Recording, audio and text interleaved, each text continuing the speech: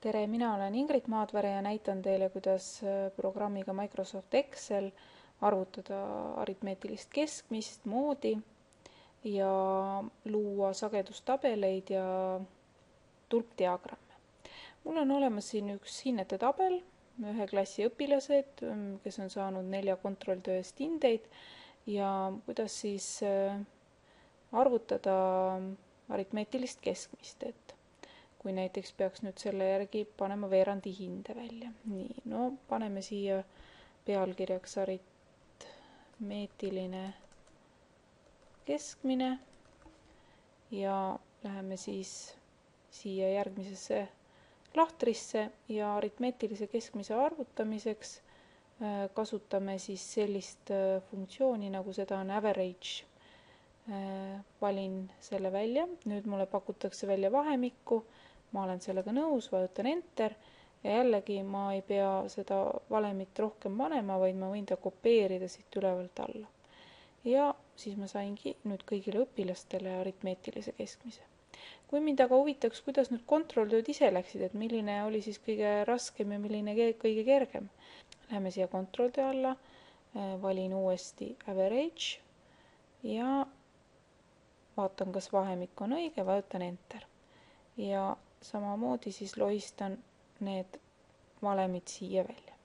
Nüüd ma näen, et siin see aritmeetiline keskmine, et need arvud on peale koma on päris palju kohti, et kui ma tahaksin seda vähendada, siis siin on selline võimalus olemas, komakohtade vähendamine ja kui ma siia klõpsan, jätame siis praegu 2 kohta peale koma.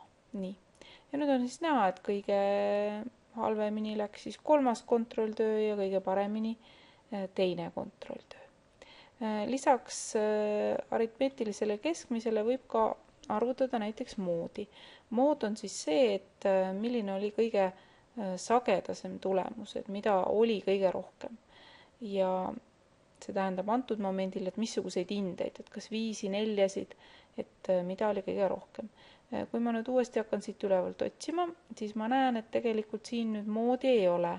Selleks ma klõpsan siis more functions ja kui ma hakkan siia siis trükkima, mode on ta inglise keeles, siis nii ma ta leian. Ja jälle kõigepealt siis pean andma talle ette vahemikku ja vajutame Enter. Selgub, et esimesel kontrolltööl oli kõige rohkem 5, kopeerime jälle valemi, teisel ka 5, 3. ja 4. 4. Nüüd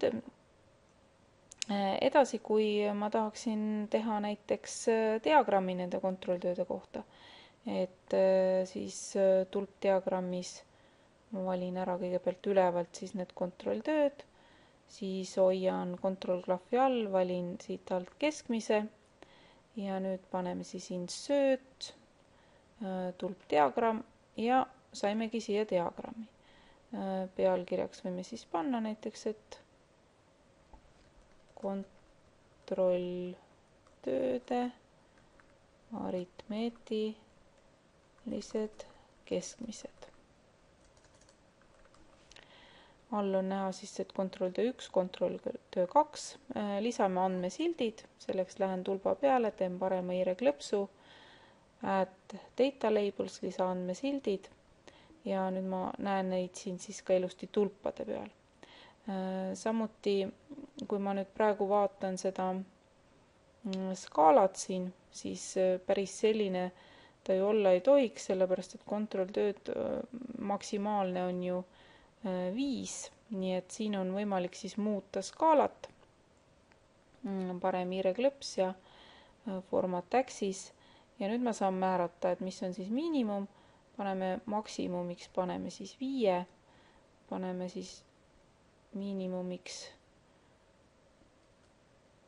näiteks 0 ja nüüd on siis missugune on see, missugused on need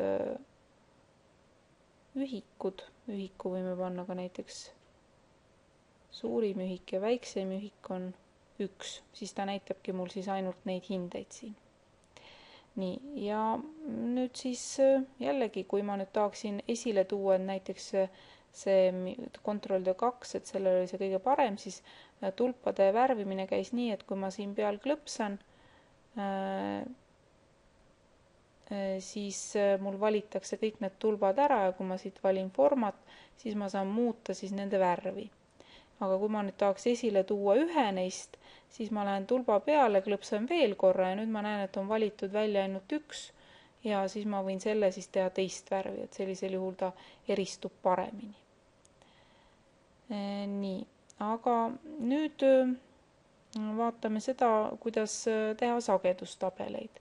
Ja selleks on siin olemas ka täiesti oma võimalus ja kui ma tahaksin sagedustabeli teha ja näiteks siis siin vaadata veel, kuidas need kontrolltööd jagunevad näiteks poiste ja tüdrukute vahel, siis kõigepealt on mul vaja natukene andmeid korrastada. Nimelt mul siin praegu soo asemel on tüdruk ja poiss, aga Excel nendest asjadest sõnadest nii hästi aru ei saa. Mul oleks parem, kui ma kasutaksin siin mingisuguseid arve.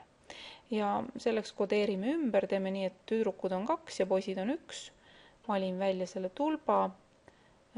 Lähen siia, kus on Find ja Select, valin Replace, asenda ja siis kirjutangi, et kui seal on tüdrukud, siis ma asendan selle numbriga 2.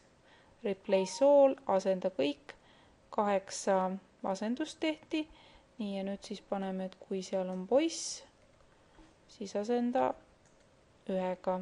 Replace all ja 11 asendust tehti. Nii ja nüüd paneme selle kinni. Ja selleks, et teha siis sagedustabelit, ma valin välja kõigepealt siis selle, millest ma tahan, et sagedustabelit tegema hakatakse. Siis lähen siia Insert lisa ja klõpsan Pivot Table. See ongi siis sagedustabel. Siin on üleval, mul on siis võimalik valida, mis on see vahemik. Ja nüüd, kas ma tahan, et see tabel tehakse eraldi lehele või siis sellele, mis parasjagu on. Ma jätan, et on eraldi lehel. Näete, avati mul siin uus leht.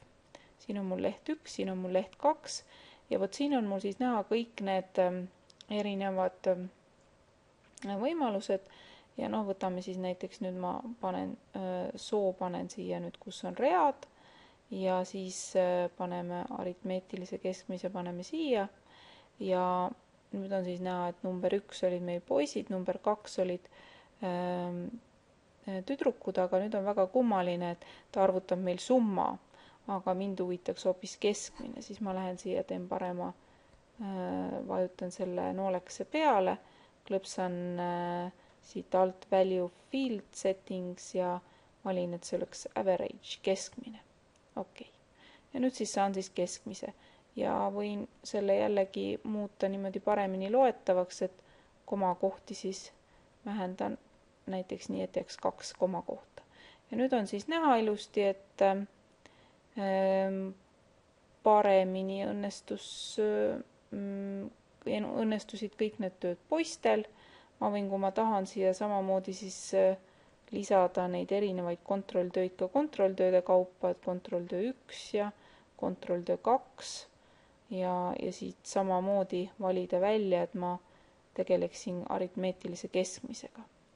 Nii et sagedustabelid võimaldavad siis veel täpsemalt erinevaid asju uurida. Nüüd ma näen kontrolltööde kaupa, et kuidas kellelgi on läinud.